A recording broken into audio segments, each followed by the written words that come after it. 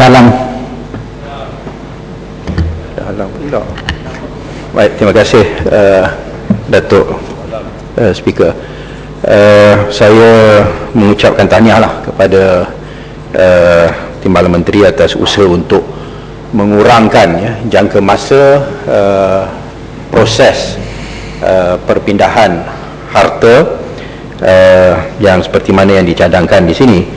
Hanya bagi saya secara biasanya apabila kita nak menambahkan kecekapan sesuatu proses, biasanya kalau proses itu sebagai contohlah ada 10 langkah, maka kita kurangkan daripada 10 jadi 8 ataupun 8 daripada 10 jadi 5 dan dengan cara itu kita menjadikan proses keseluruhan itu betul. Saya mau mencelas sedikit apa yang sudah tentang.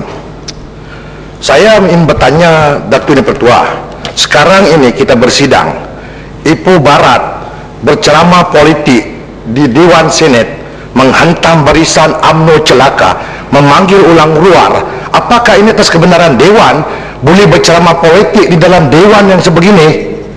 Sekarang ini sedang berlaku ceramah orang luar, bukan Ipoh Barat, dia tulis Ipoh Barat, tapi yang ceramah orang luar. Ni saya ingat standing order tadi. Saya tak tahu dia ini saya minta tindakan segera diambil Datuk Ketua. Ini daripada peraturan mana ni? Saya tak faham macam mana Tuan Speaker boleh beri saya minta masuk. Sedangkan standing order yang mana satu pun tak digunakan. Saya minta yang berhormat Datuk Speaker, saya minta Datuk Speaker memberikan penjelasan. Adakah pencerahan ini satu perkara yang dibenarkan? Berceramah politik memaki harmoni. Ini tidak menggunakan mana-mana peraturan. Kena tangan. Sekarang ini sedang berlaku. Kena tangan. Saya teruskan. Salam. Ini tak ada kena mengenai dengan undang ini, soalan cerita lain ya, Mak. Saya ambil perhatian ya, Mak. Saya perhatian. Terima kasih Datuk Speaker.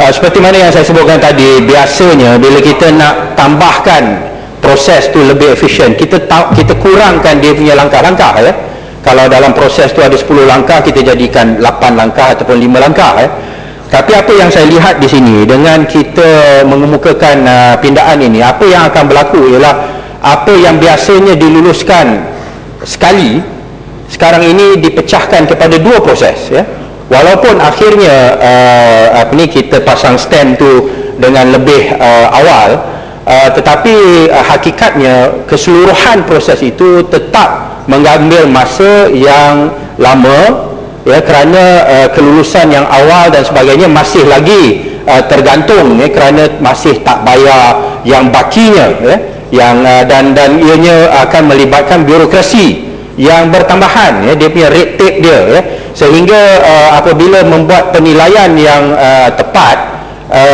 dan pembayaran yang tambahan itu dan kena dilakukan dalam tempoh masa 30 hari dan sekiranya tidak dibayar maka pasport boleh di compound dan sebagainya, maka nampak macam seolah-olah ianya menjadi lebih rumit dan melibatkan lagi banyak proses-proses saya ingin mencadangkan sekiranya boleh kebiasaannya apabila sesuatu hartanah dibeli dia mesti ada valuation report yang telah diberikan oleh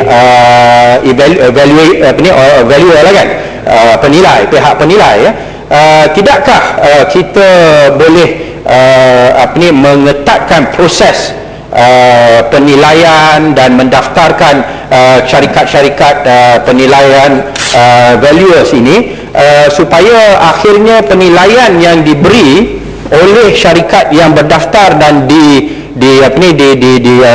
diiktiraf akan merupakan penilaian yang muktamad dan ianya diserahkan ataupun diserahkan bersama semasa nak matikan stamp itu, dan terus berdasarkan harga itu diselesaikan soal jumlah cukai stamp yang hendak dikenakan dan dengan cara ini kita mengurangkan proses itu dan pada masa yang sama tidak menyulitkan lagi dengan izin the whole procedure and the whole process dengan ada dia punya hujung pangkal yang tak selesai yang mana akan melibatkan pula dengan immigration lah sekiranya, pasport di compound dan sebagainya, dan banyak lagi hal yang mungkin timbul selepas itu ya. Walaupun niat di sebalik pindaan ini agak baik, hanya saya khawatir ya bahawa dia punya birokrasi dan proses tambahan ya yang terhasil akan menjadikan ianya lebih rumit dan bukan lebih mudah ya. Ini hanya satu pandangan, mungkin Timbalan Menteri boleh menjawab. Terima kasih. Ya, silakan.